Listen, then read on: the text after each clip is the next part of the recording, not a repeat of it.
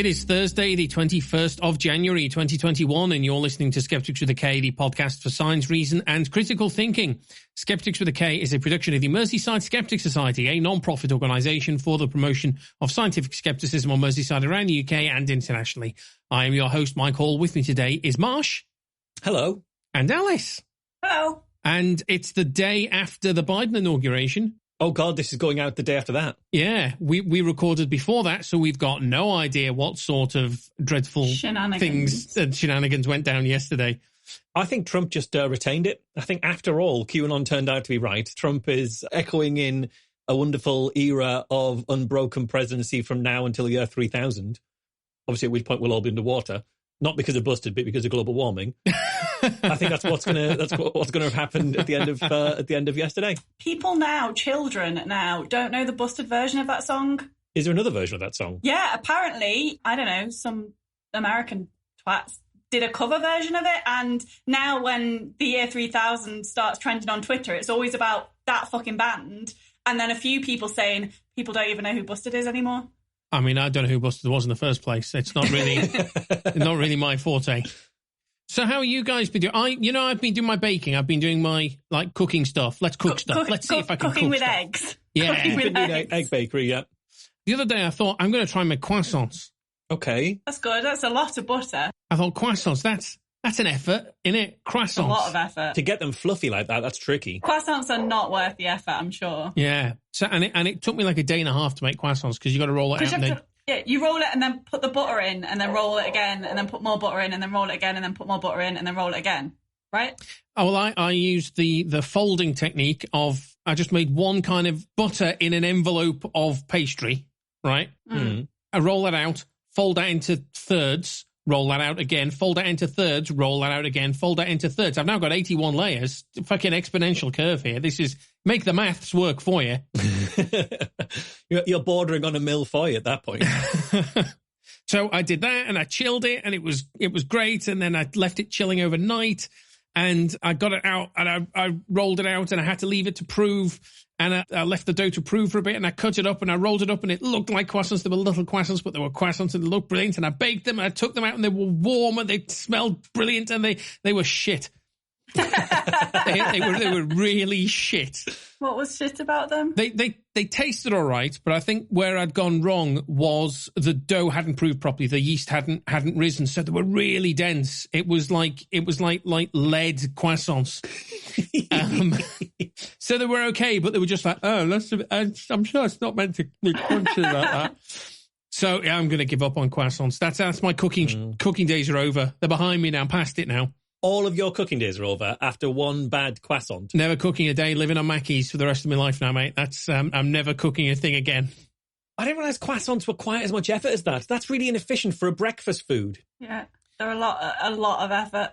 Yeah. Like porridge is quite a lot of effort for a breakfast food in terms of time invested because you've got to make it and then let it make. Buy microwavable porridge. Well, yeah, but you're not making that then. Someone else has made that and then made it to a point where you can microwave it. I'm talking about from scratch. I mean, a croissant isn't that hard if someone else has made it for you and you're just eating it. I don't know what the difference is between porridge you cook yourself and you mean rolling oats? I mean, you can the original way of making porridge wasn't to just add water to some sort of dried flakes, was it? I don't know, mate. I grew up on Ready Brek. I'm given to understand it was central heating for kids. Yeah, that's true. That's the way that worked. Ready Brek has a very kind of nuclear fallout kind of quality to it. It's got that, and it gets everywhere as well. If you sneeze near any Ready Brek, it's very dusty. Your house is forever tainted by Ready Brek. It's the glitter of the cereal world. I love a bit of. I'd never eat Ready Brek now. It's all oats so simple now, isn't it? Yeah. No one's out there just having a honest to God Ready Brek. That dragon was slain by a Quaker. I tend to buy the super fine milled porridge that's essentially cheap Ready Brek. That's what I would tend to eat. I love a bit. Maybe can I do Ready Brek from scratch? There's not a chance you can do Ready Brek from That's the next project. Get a cow. Have to dry the whey powder out myself.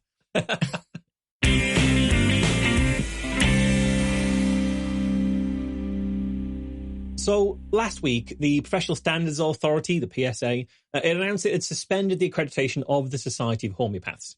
Okay, the PSA found that the Society of Homeopaths, quote, did not appear to have prioritised public protection over professional interests in its handling of complaints or governance processes, which it says undermined confidence in its abilities to ensure that the Society of Homeopath registrants were compliant with their own code of ethics and position statements.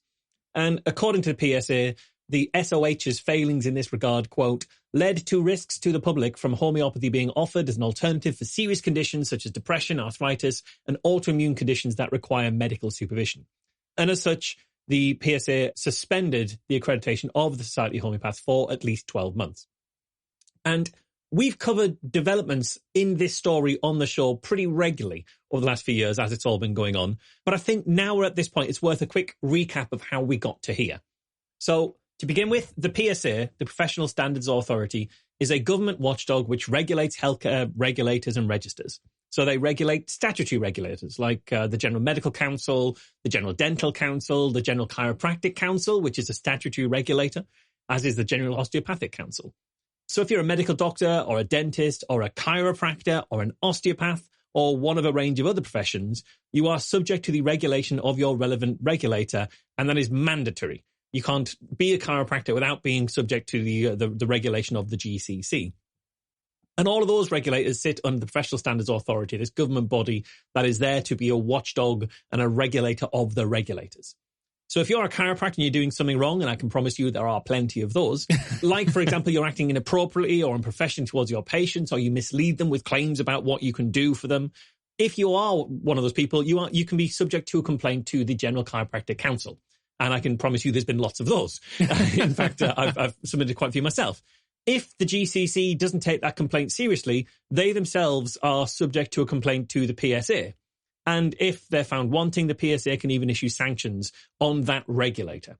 And that's all mandatory. That is all official. You can't, that is statutory. In 2012, the PSA announced a new scheme for organizations where regulation wasn't mandatory or statutory, but where those organizations might feel that they could benefit from the oversight of a government watchdog.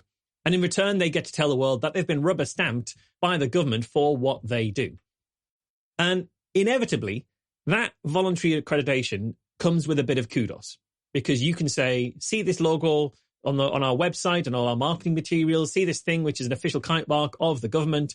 We are legit. We even get accredited by the government.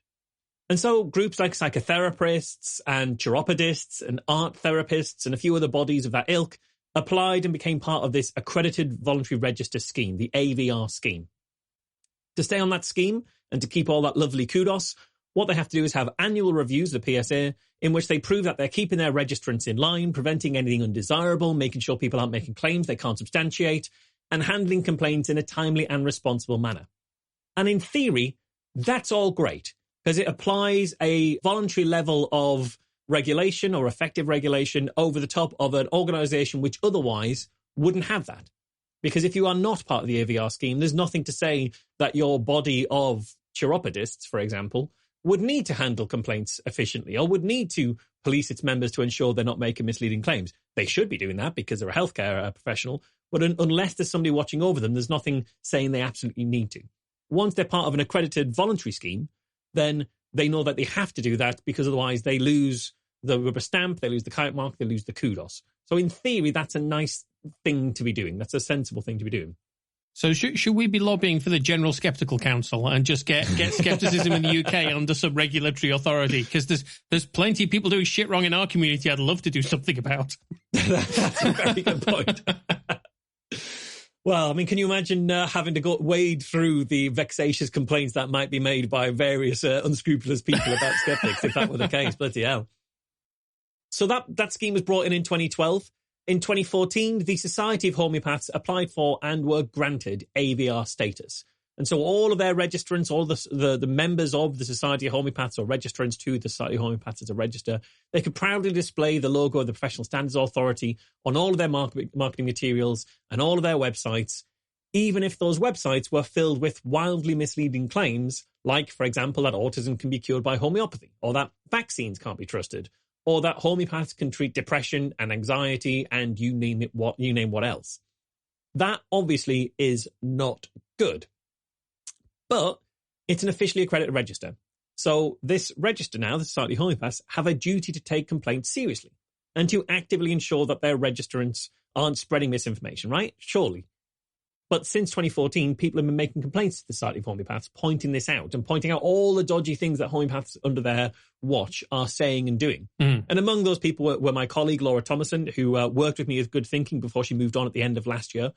And despite being shown on numerous occasions, like way too many to count, all the ways in which homeopaths were misleading the public, specifically with evidence, no meaningful action was ever taken by the Society of Homeopaths to stop their members from doing anything, even when it was pretty obviously dangerous and misleading to the public. And so long-term listeners to the show, or even mid-term listeners to the show at this point, will recall that as a result, in 2019, I brought a legal challenge with my work at Good Thinking. I brought a legal challenge to the Society of Homeopaths accreditation, specifically after we've been able to show that members of the Society of Homeopaths were promoting anti-vaccine misinformation and claiming that they could cure autism via cease therapy. And around about the same time, Emily Buttram was appointed to take over from Mark Taylor as the chief exec of the Society of Homeopaths. That was around October 2019 that she came in. And I talked about the legal case a lot on the show.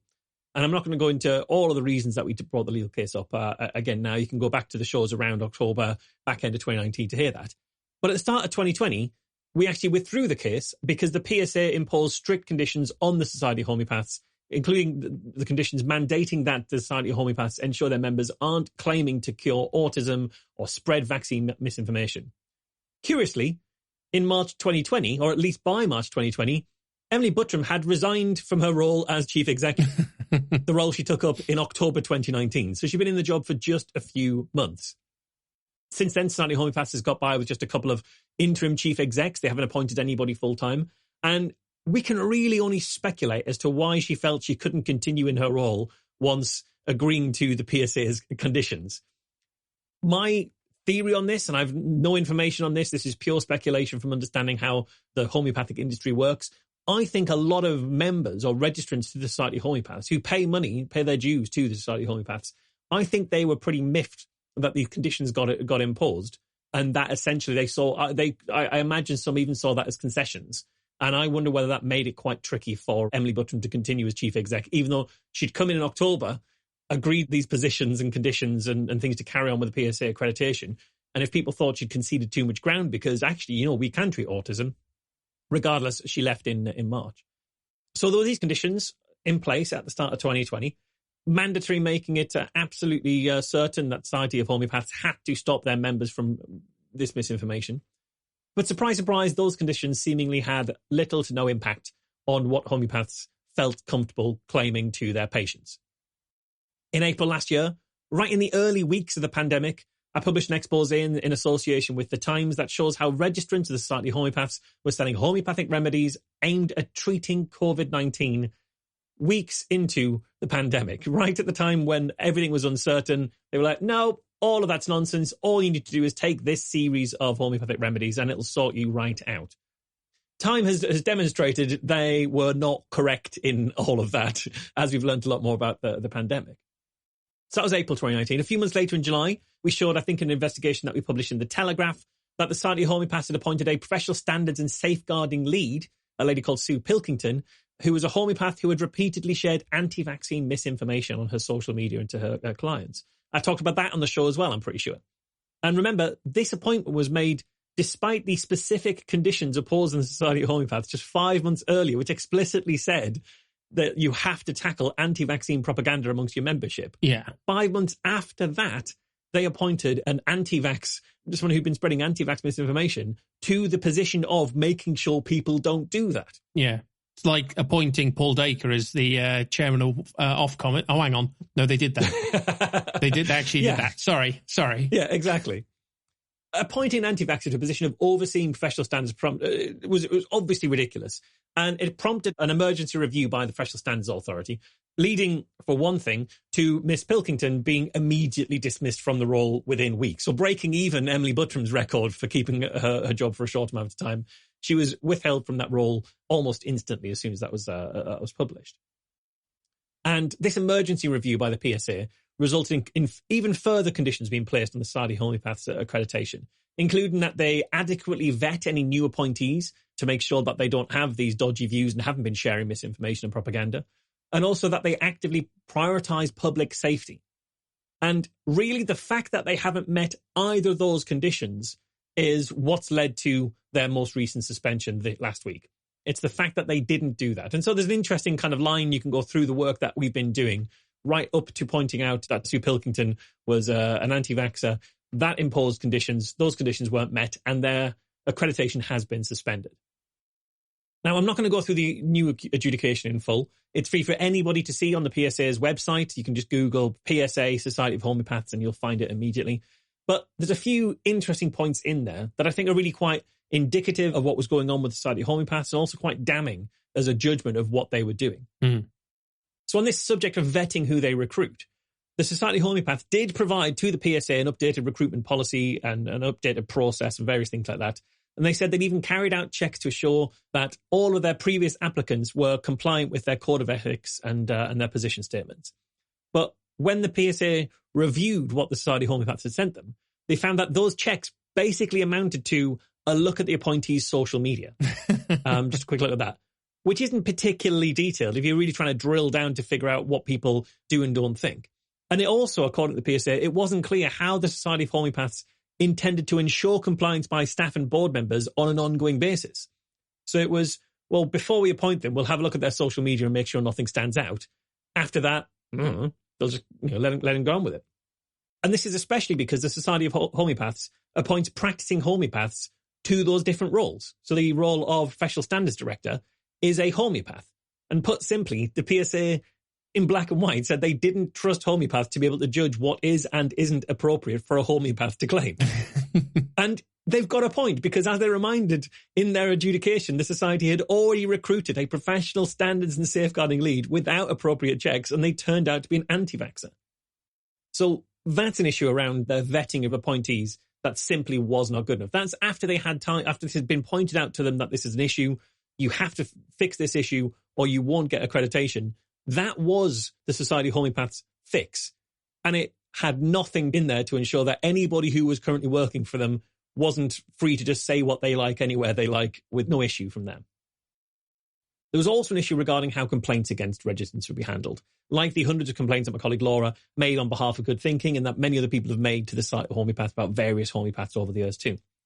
The Society put forward their policies on how to handle and escalate complaints, and the PSA reviewed them and were not convinced at all that it was clear how concerns of a serious nature would be handled with sufficient scrutiny and oversight. It just wasn't clear that if you're talking about something really serious, we've no idea what you're actually going to do to make sure you scrutinize this properly with the right level of kind of oversight and responsibility on there. And there's a really damning line in the adjudication where the PSA said they were not confident that complaints would be handled in a way that prioritized protecting the public over protecting the professional interests of the homeopaths. Ooh. Which is a damning thing. Because we have argued that on the show in the past, that seems to be the way their interests are aligned. Obviously, we don't know what goes on behind closed doors, but that's from the way the society behaves, that makes more sense of their behavior. Yeah. And that the PSA have now said all but that in a report is incredibly damning, as you say. Yeah, it is. I mean, the outcome, the effective outcome of what they've been doing in terms of regulating gives the impression that what they're looking to do is make sure homeopaths don't get in trouble rather than make sure the public are protected from homeopaths. And that's almost there, it's pretty much there in black and white in that PSA report.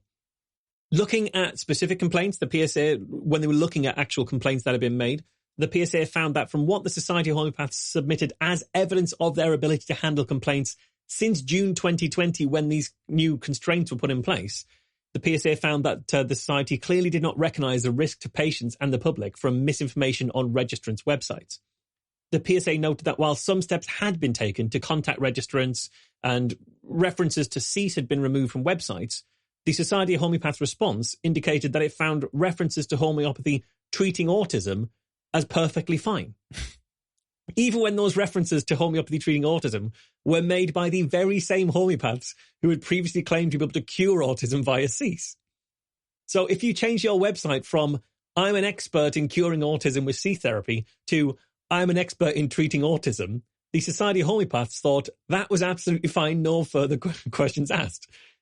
the fact that the Society of Homeopaths permits registrants who'd previously said, I will cure it via cease, to offer homeopathy to treat autism and autistic spectrum disorder, and the Society had no problem with that, the PSA found that was a really big issue and a really big red flag.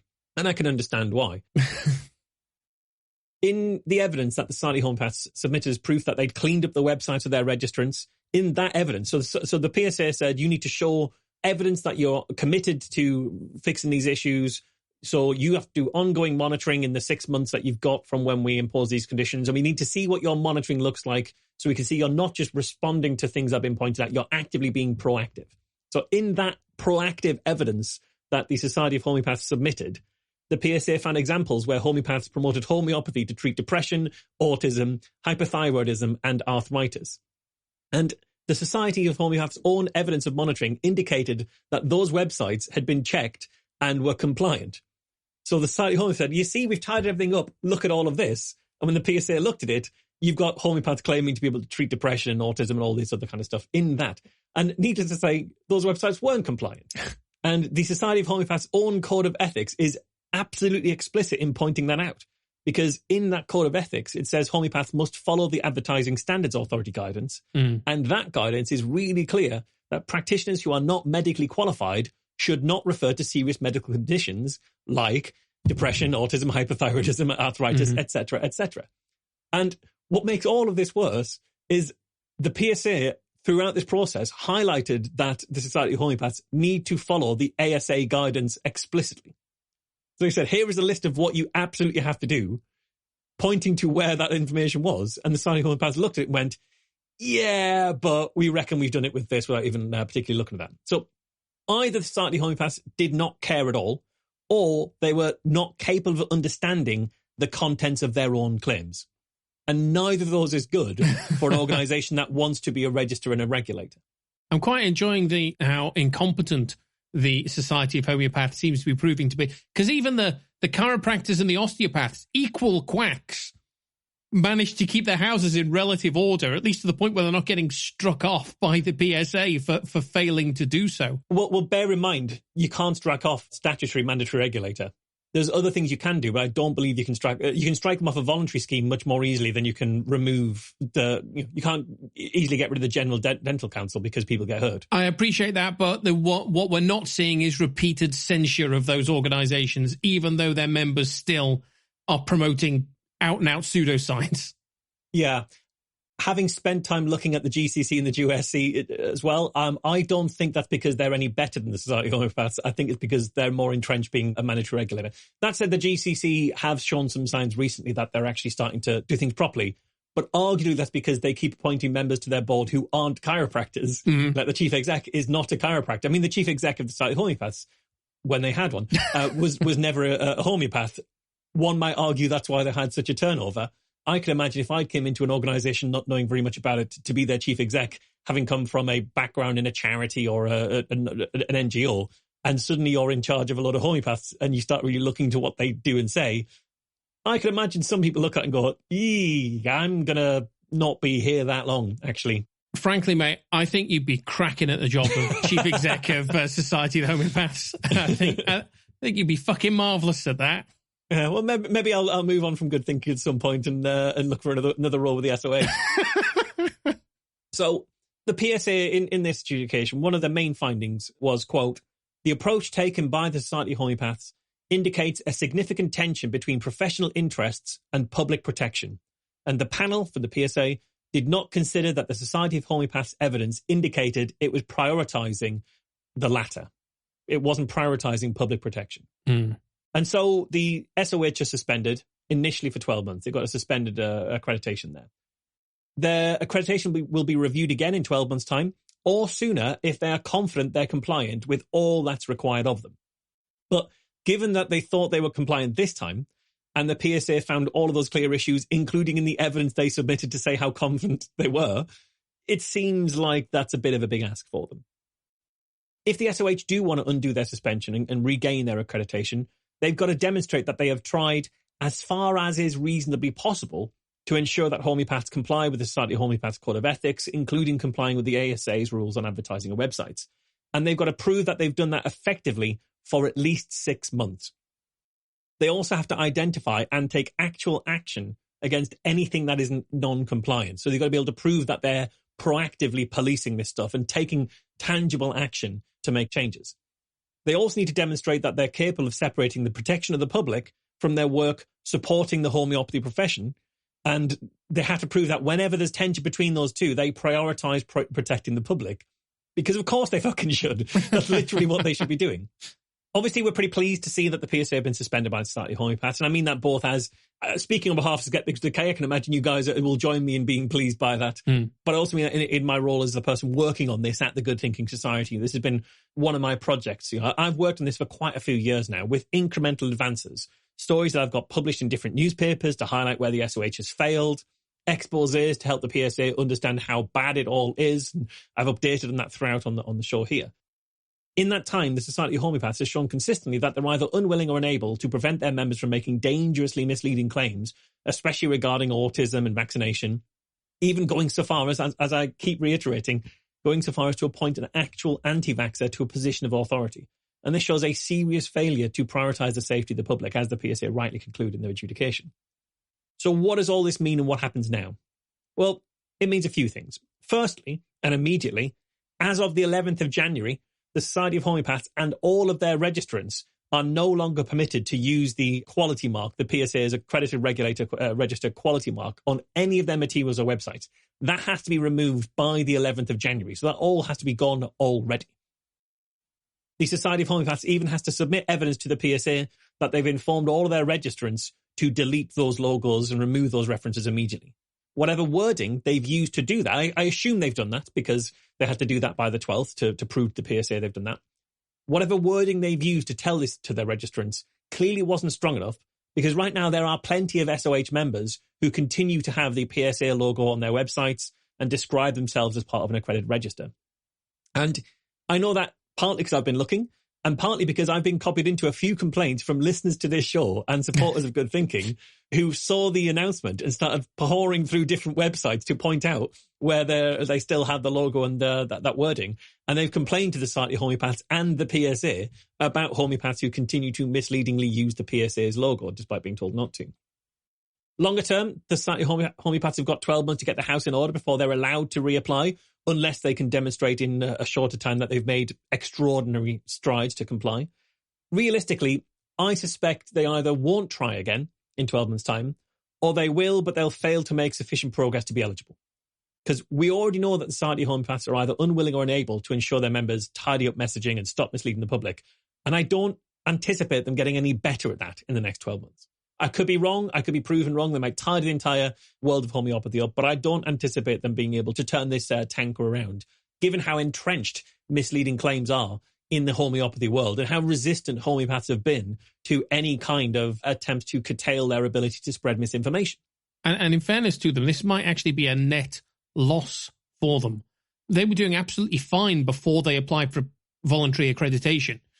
Well, it wasn't like they were falling apart at that point. They were doing absolutely fine before they decided they wanted to go for voluntary accreditation, presumably because they thought it would benefit the practice of homeopathy in the UK.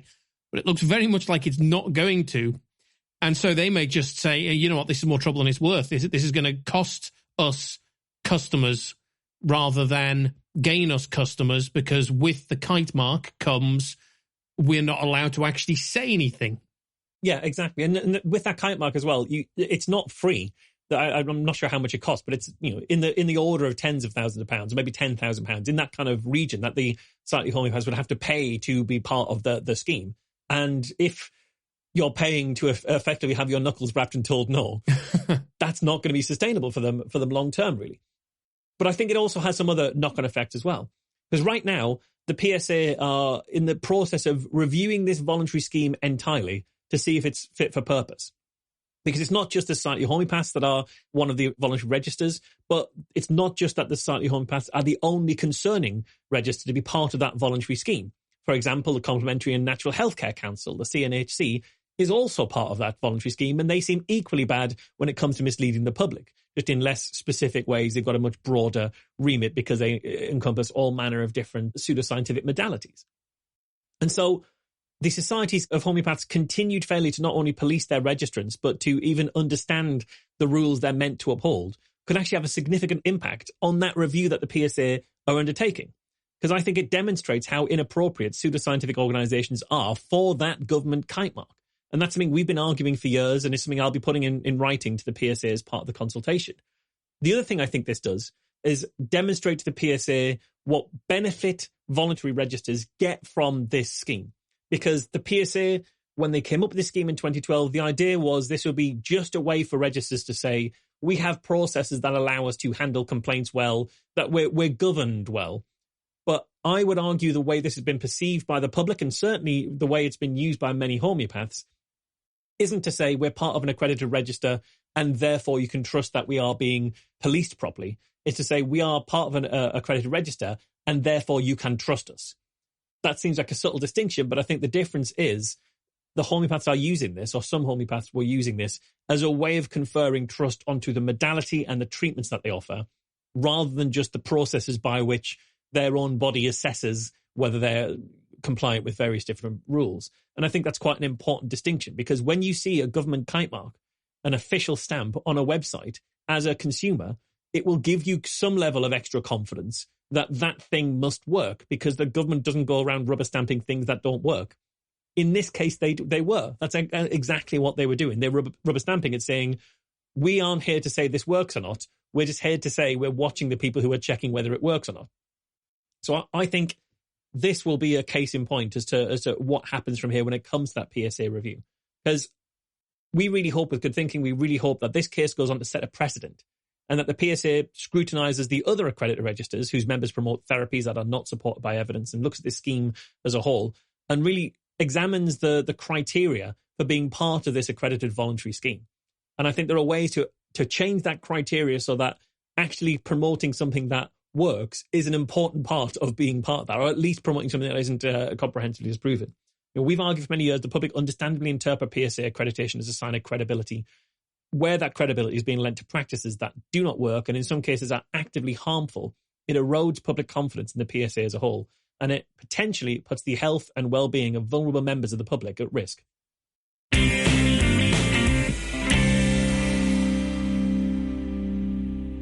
Over the past few months, we've had lots of conversations on air and off air about COVID testing. We've talked about how important it is to have a proper test and trace scheme, and in Liverpool we've been lucky to be part of a community testing scheme which allows all members of the community to get tested regularly whether they have symptoms or not. But what we've not really talked about is how that testing is done, or about the types of tests, and I think it's a really important detail to understand. I think probably for the majority of our listeners, we're all engaged enough to have recognised that there are two main types of tests available in the UK. The PCR tests and the lateral flow tests. And people have, amongst our listeners, probably yourselves as well, have probably started to come across information that the lateral flow tests aren't as good as the PCR tests. But I thought this episode I'd talk through exactly what the difference between the two tests are, why one is better than the other, and I'm going to try and explain the two different testing systems as clearly as possible without making it such an overwhelmingly complicated piece that you all get bored and switch off. Now, I've had a COVID test, but I don't know which one it was. I know what I did, but I don't know which one it was because I don't know enough details about the functionality of I imagine it was the PCR test. Did you have it delivered to your home? No. You went to a test centre? I went to a test centre and I stuck a swab up my nose. How soon after taking the test did you get your result? 3 hours. So you had a lateral flow test. Was that a lateral flow test, was it? Okay. Yeah. I think I've had like 4 or 5 of those, maybe 6 of them. So I've only had 1 or 2 lateral flow tests. I'm about to start having lots and lots more because our policy at work is to have a test every 5 days. And I'm about to start, I'm currently self-isolating because of an app notification. So I've not actually been into work much this year. But mostly I've been getting the PCR test because I don't actually live that close to a test centre and can't always walk to my nearest test centre. So you can get them delivered to your house. And in that case, they're usually the PCR tests. So I predominantly have PCR tests. I've had a few lateral flow tests, but I predominantly have PCR tests. And anyone in the Liverpool area who goes for one of those asymptomatic tests at a test centre, you'll know if I'm in the booth next to you because I'll be going, oh, no. God, no, it shouldn't go that far in. Oh. Yeah, I'm not great. The first one I ever had to do, I've got quite a bad gag reflex anyway. The first one I had to do, they were like, yeah, we need to do some quality assurance. So can you actually do 2 of them?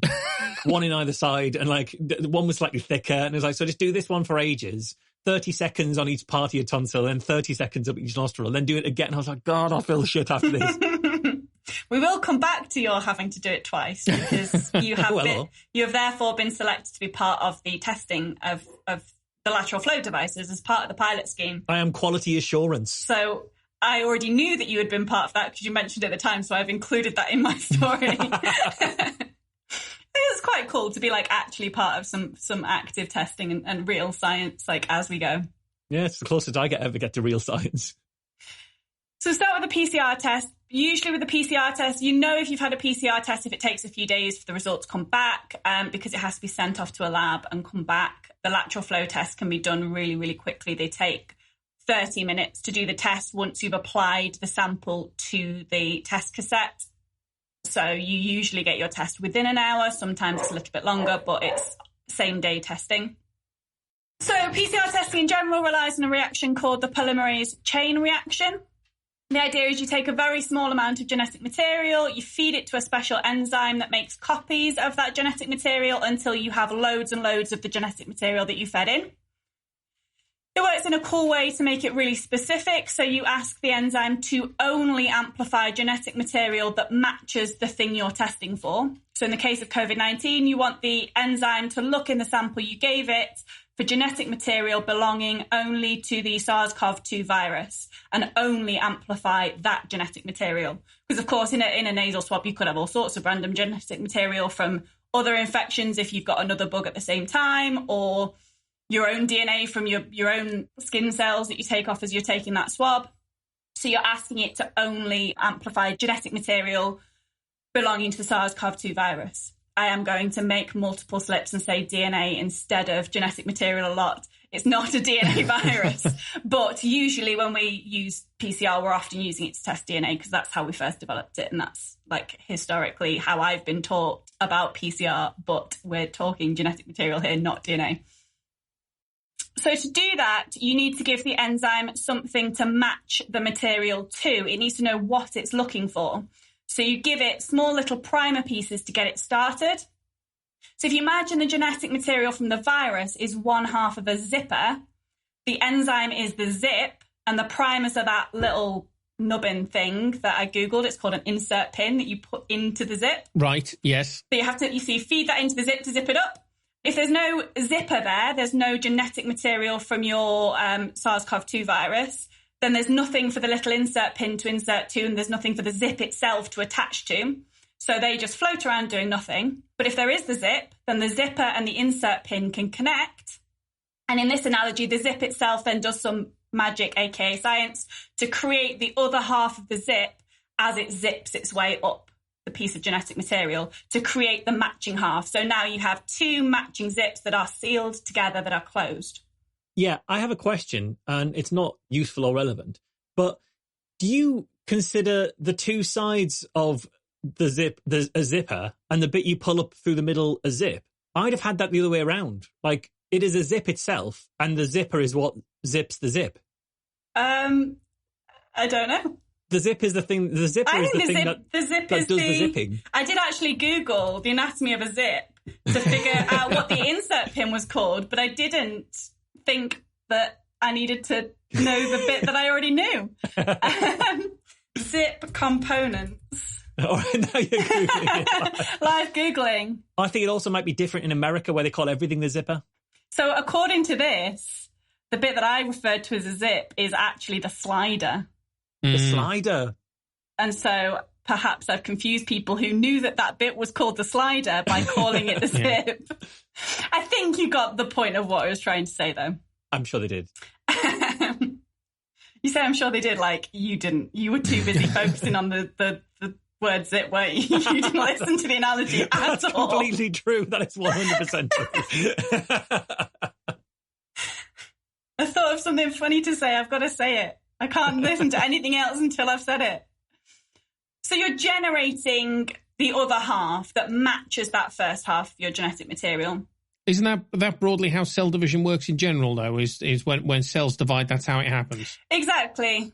So the polymerase that we're taking to use, the enzyme that we're using is taken from normal cell division, where we're amplifying all the DNA, we're duplicating all the DNA. And the way we do that is we split our two pieces. So we know that DNA is usually two matching halves, and we split it in half, and the polymerase helps to duplicate each half so that you end up with twice as much. Mm-hmm.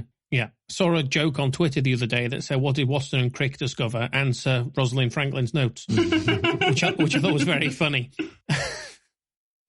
So you then repeat this over and over and over again, using heat to break up the new closed zip back into two half zippers so that you can copy them again and again until you have enough copies to reach a threshold of what is reliably detectable to our detection methods.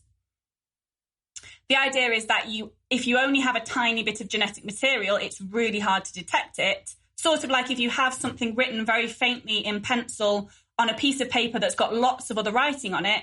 So you're using the PCR to write over that pencil line over and over again until it's really dark and clear and easier to see.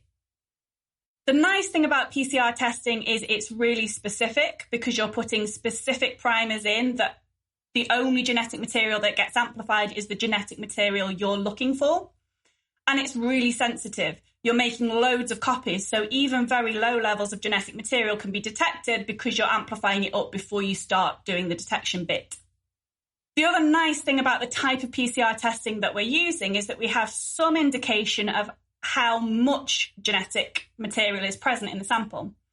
So the more genetic material in there, the quicker that you reach that threshold of detection. So if the sample reaches the threshold really quickly, we can assume that the patient has a high level of virus because they had a high starting level of genetic material, so they could amplify it much more quickly. The enzyme could get there quicker. If it takes longer, we can assume that the patient has a lower level of virus. It's not an accurate interpretation of exactly how much, but it's a rough relative idea of, on a scale, how much there is. In the UK, we're mostly using PCR testing for symptomatic testing. It's considered the gold standard. There are some problems with it that make it not perfect in some ways, because you have to do these complicated reactions to amplify the genetic material, which means you need a lab, you need lab technicians who are trained in doing the assay, and you need, at the very least, you need a PCR machine. Even if you don't have a lab, you need a PCR machine. And you need some time for the reaction to do its thing. It's not a very quick process. We've made it quicker over development, over many years that PCR has been around, but it still takes some time. You've got to go through all these cycles of amplification, and that takes time. You also need ingredients, the specific primers, but also some ingredients required to make the second half of the zip. And then you need a few buffers and reagents to provide the optimal conditions for the enzyme to do its job, because usually these enzymes are living inside cells, which is a very different environment to a PCR testing tube. So it takes time, some level of expertise or training in the people performing the test, and resources, which are all points at which the process can be delayed. Which means now if you take a PCR test in the UK, if I get one sent to my door, I will take it on one day and I would post it the same day. I would expect to have a result within 48 hours, but it can be a little bit longer, particularly if there's a backlog. So over Christmas, it took 3 days for my test to come through because lots of people were getting tests done. And even though we consider the PCR test the gold standard, it doesn't mean it picks up every single positive case of SARS-CoV-2. Although the PCR test is unlikely to yield a false positive result because it's really specific, the chances of a false negative result are higher than we might expect. More research is required specific to SARS-CoV-2 to figure out the accurate false negative rate, but we think we're looking at a rate of around 2 to 29%, which means we can say the PCR test captures between 71 and 98% of positive COVID cases. So best case, it's really high, it's catching most of the cases, but probably in reality, in the real world, it's going to be closer to that lower number because people make mistakes when they're taking their swabs and various other things that just make the test a little less perfect. At the beginning of November last year, a pilot scheme for community asymptomatic testing. So PCR testing is used for symptomatic testing, and we started in Liverpool particularly community asymptomatic testing, which was launched in Liverpool in November last year with the view to roll it out nationwide following its expected success. Test centres popped up all over the city, manned by the army, who would administer the tests. And these test centres were predominantly using the Innova lateral flow tests, which give a result in 1 hour. The benefit is these tests are much quicker. They don't require your sample to be sent off to a lab to be tested, but there have been some concerns about whether they're sensitive enough. Basically, the lateral flow tests work in almost exactly the same way as the pregnancy tests I talked about in episode 285. Okay. Except without the urine. So you have a small cartridge which holds essentially a piece of filter paper. At the bottom of the filter paper where you apply your sample, there's an antibody which is attached to a gold nanoparticle. The antibody recognises an antigen on the SARS-CoV-2 virus and binds to it, and then using lateral flow generated by an absorbent pad at the top of the filter paper, the mixture of the gold antibody connected to the SARS-CoV-2 antigen travels up the paper. As it travels up the paper, it first reaches the test line. The test line is saturated with another antibody that recognises SARS-CoV-2 itself, which is fixed in place to the paper. So it captures the gold antibody if and only if that antibody has bound to the virus. When you accumulate a lot of gold nanoparticles in one location, like on a narrow line of the test line, you see it as a red line. Gold is red. What? Why is gold red? It is. Gold is red. It has to be nanoparticles of a certain size, but when they're a certain size, they're reliably detectable in the red wavelength. I mean, classically, gold is gold, Alice. It's probably where we got the name of the colour from, in fairness.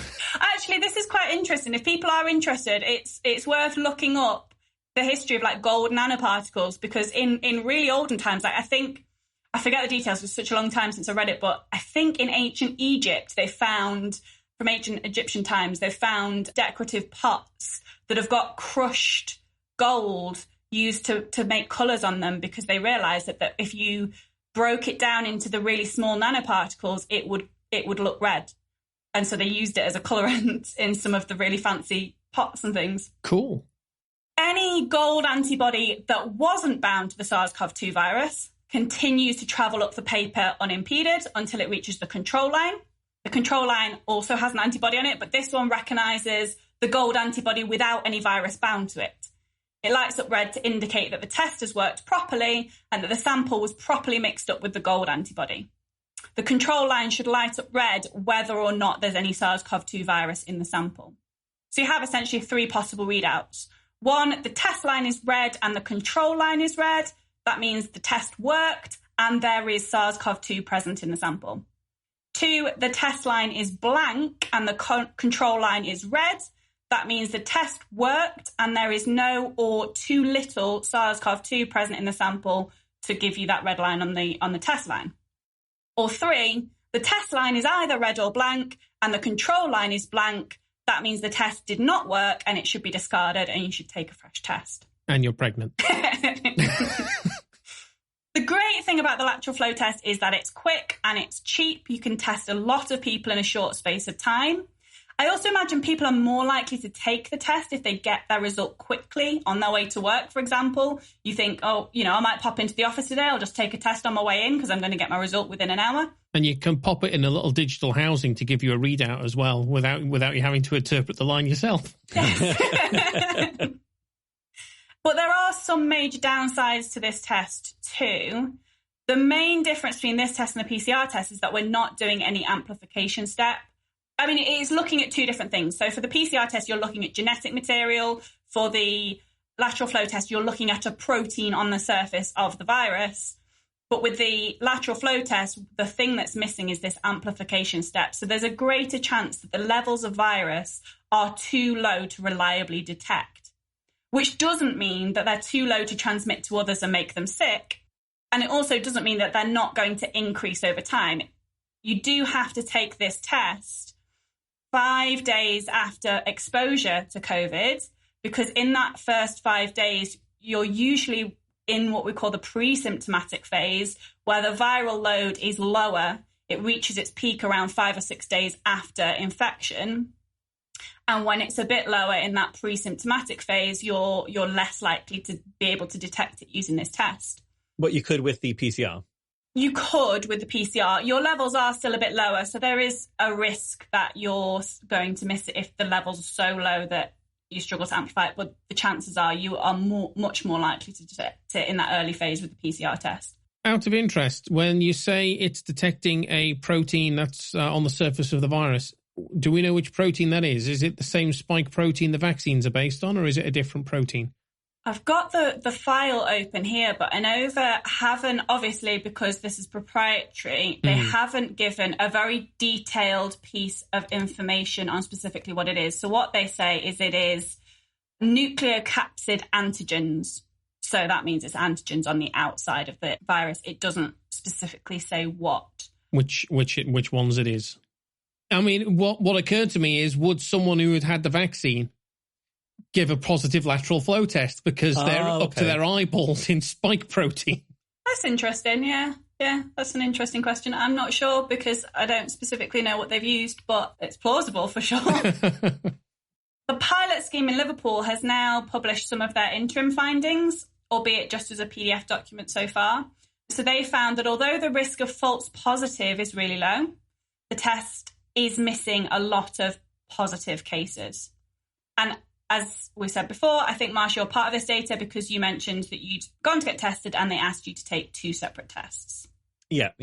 So what they did in those cases was they took, so far they've released data for 3,199 people using military supervised self-administered lateral flow tests. That is, you do the swab yourself and then the military guys put it into the actual test cassette. And then they also got those people to take a second swab to be sent off for PCR testing. Obviously, it's important to remember that PCR testing does still likely miss a small but notable chunk of COVID positive cases. So of those 3,199 people, 2,981 were confirmed negative for COVID, which includes you.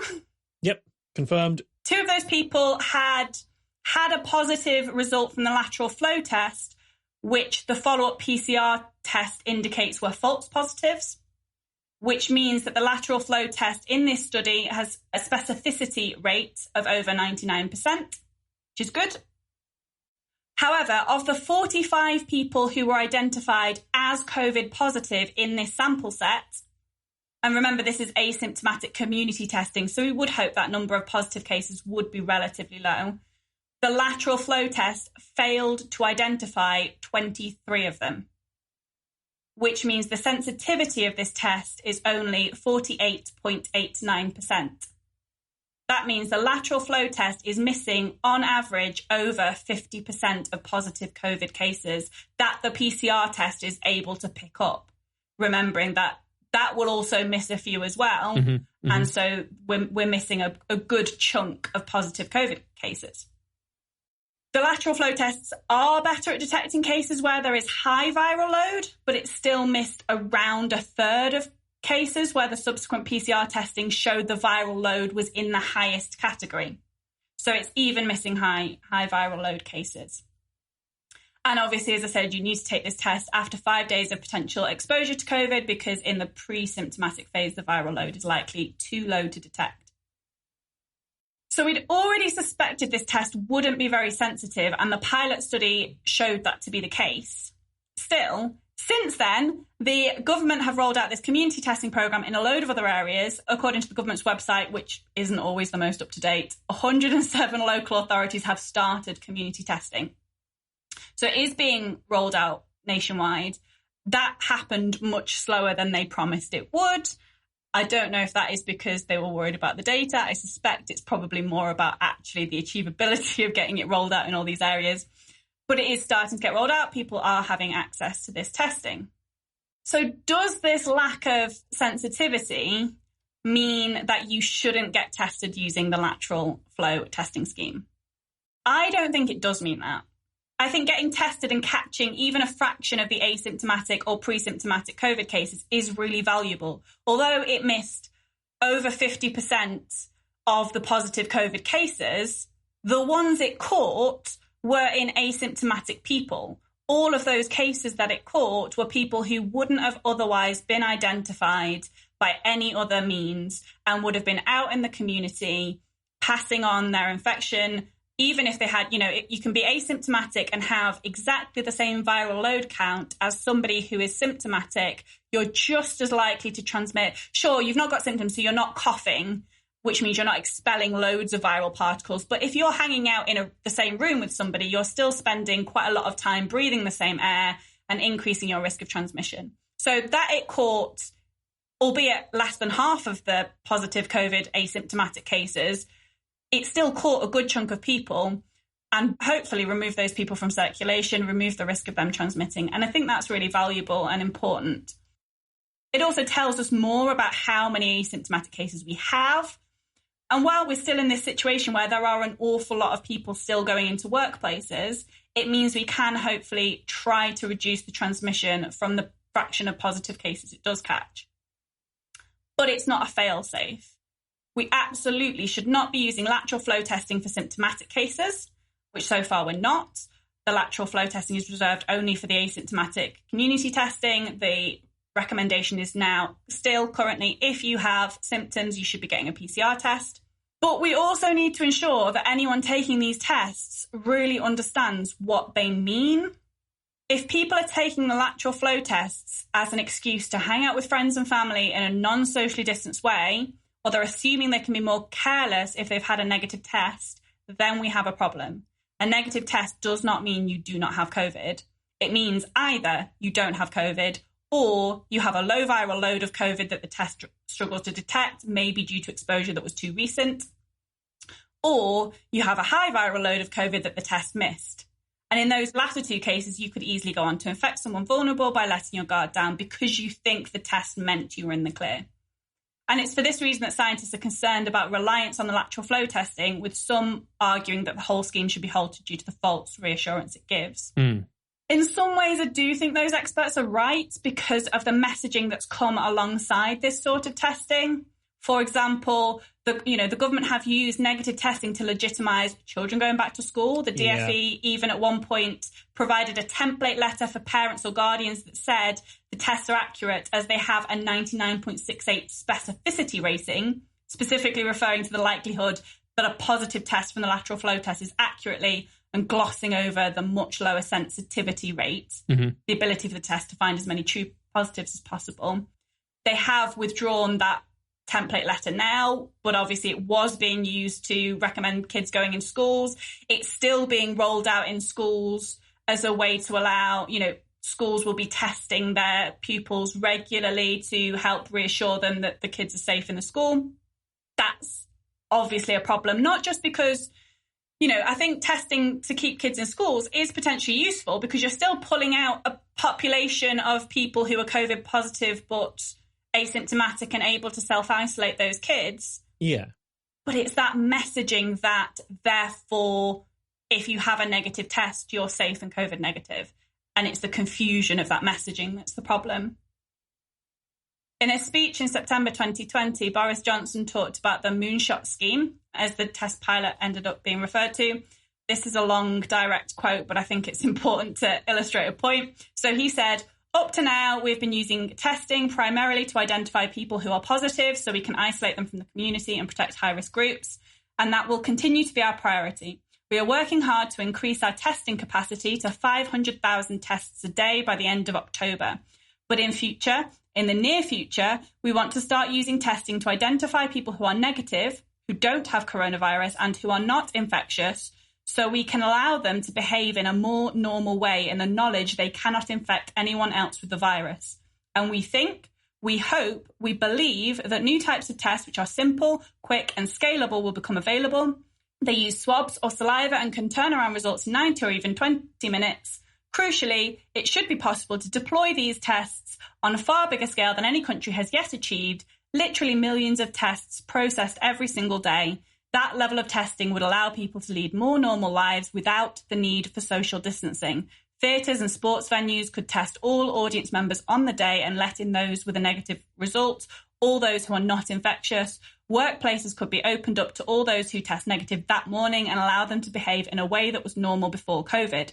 Those isolating because they are a contact or quarantining after travel abroad could, after a period, be tested and released. Now, that is an ambitious agenda, but we are going to pilot this approach in Salford from next month with audiences in indoor and outdoor venues, and then we hope to go nationwide.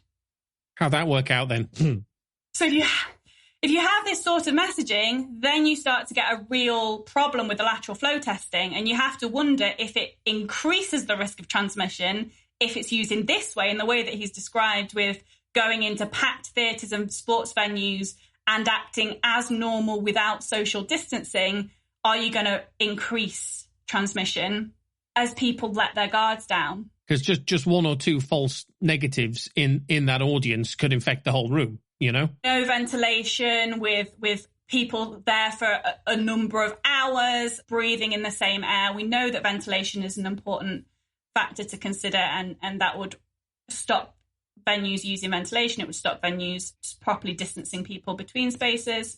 I think we know ventilation is really important to consider, but it's not really often emphasized. It's always the wash your hands side of things, but never don't be in unventilated spaces with people, because that's what's going to do it. It seems amazing to me that there hasn't been more talk of the ventilation side of things in the 10 months we've known about it, or the 8 months we've known about ventilation was serious. It's astonishing that we're still in face space.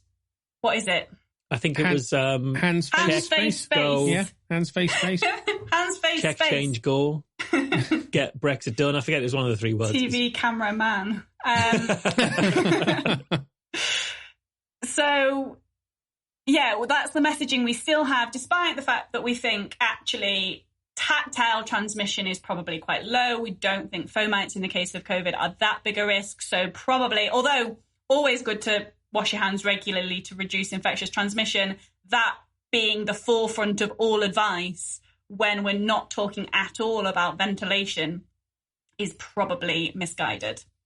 It's a major problem. I have noticed there are some adverts. There's some adverts from, I think they're NHS adverts that are on at the minute that are making more of a deal out of this ventilation thing. And they have this, they kind of turn the COVID particles green and they visualize it. They're quite cool adverts. They properly visualize how you can transmit it. And at the end, they specifically tag in this extra, have your windows open, just keep the space ventilated, because that can make a big difference. But yeah, it's not in government messaging and we're not really talking about it at all. Yeah, because otherwise it feels like we're being told to look both ways before we cross the road as part of our fire safety evacuation plan. So yeah, you're right, that's really good advice at all times, but not specifically at this time. Yeah. I do think probably the messaging has changed somewhat since that September speech. I don't think Boris would now be promising that we're allowed to stop social distancing if we're all getting tested by lateral flow, but some of the damage is already done. It's hard to convince people that you had a negative test, but you still have to be careful if you've not set up that messaging from the beginning. Still, I'm not an expert in public behaviour or how the media represents these things or what public perception is. I'm happy for people with that expertise to be consulted and make those decisions. But in the meantime, I think it's useful to get tested as often as is recommended in your area. Just remember that no test can guarantee you're COVID-free.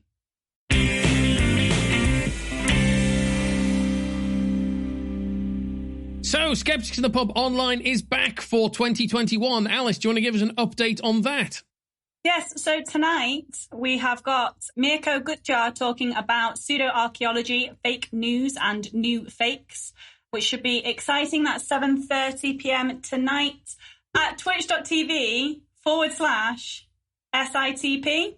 And then next week, next Thursday, we have got Professor Phil Scraton, who we all sort of idolise a little bit for his work in uncovering the Hillsborough cover-up and for being a generally amazing guy. He's going to be talking about resisting incarceration, prisons, activism and abolition. That's next Thursday, 28th of January, also at 7:30 p.m. at twitch.tv/SITP.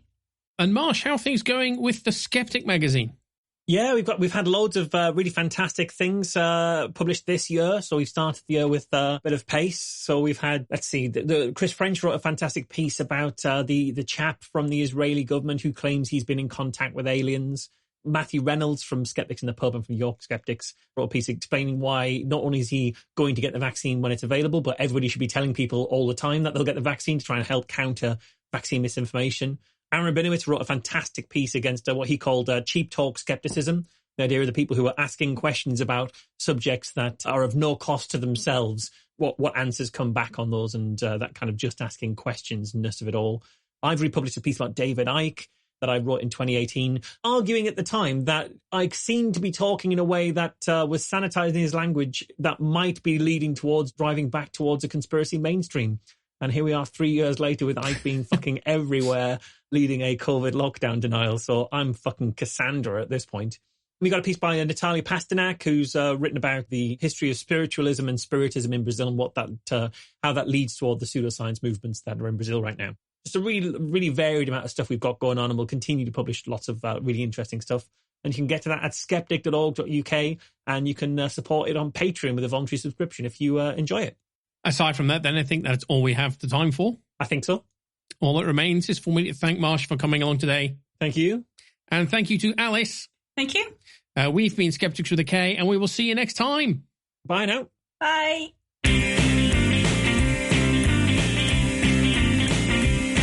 Skeptics with a K is a production of the Merseyside Skeptics Society. For more information, visit our website, www.merseysideskeptics.org.uk, or email podcast@merseysideskeptics.org.uk. Perfect. Boom, straight into that. No fucking around. None of this, let's have a long chat before we do the 5 count. It's harder for me to do the 5 count if I'm not looking at your faces. Is that because, like, we're already 1 and 2, and so you can count, it's like counting on your fingers, basically. You can do, like, left hand, right hand, Mike's face, my face, your face, there's 5. I think I can only sync the time properly if I can see it, like, read your lips at the same time. I can only do it by looking at the Audacity stream, so I can actually see the time passing and try and hit it on the second, because otherwise... Well, you're setting the pace though, aren't you? I just tend to remember the order 1, 2, 3, 4, 5. I learned it when I was little, and it's never left me. I remember the order. It's just hard to get it on the beat if I've not got something visual to help. What are you doing, Mike? I was looking up the date. That's acceptable. And singing Mario? And singing the opening bars of the Mario theme, yeah. Because I was watching Mario speedrunning videos yesterday. It's stuck in your head since then. Because apparently there's plenty of space to get stuff stuck in my head because I have no inner monologue. But I do frequently have tunes in my head. But there we go. Have you thought of putting some lyrics to those tunes? You might be able to force yourself into an inner monologue. Just backdoor hack it. Lyrics is fine, but my own voice, no. And oddly enough, I can imagine me saying words that I've said on the show. Okay. But like not original words. So weird. I can force original words if I'm writing them down. Like if I'm writing, I can force myself to think in sentences until I get distracted and my mind wanders off and stops thinking in sentences, and then I get stuck. I think that's a lot more normal. And I could do that, Alice, but I don't hear that in my voice while I'm doing it. Oh, do you not? I do, but my voice changes. So depending on, like, I find it really hard to write a piece with a certain tone if I can't get my voice to go into that tone at the time that I'm writing it, even if it's my normal tone. I can't, like, switch it on. Very odd. Right, so I'm sure Morgan is loving this blather. So having gone, yes, no needless chat before the sync. That's fine. Needless chat after the sync is fine because Morgan can just cut all that in one go. It's just when Morgan has to dig through to find the sync, that's got to be far more annoying. Although you can just look at the little spikes, I suppose. If we all talk in very staccato ways, it'll be really irritating for Morgan because he'll just everything we say will look like a spike and it will be hard to tell. I mean, that's ripe for popping through a ring modulator and turning you into a Dalek there, Marsh. That was proper Dalek-y dialogue. Okay. Right, let's do a podcast. Let's crack on.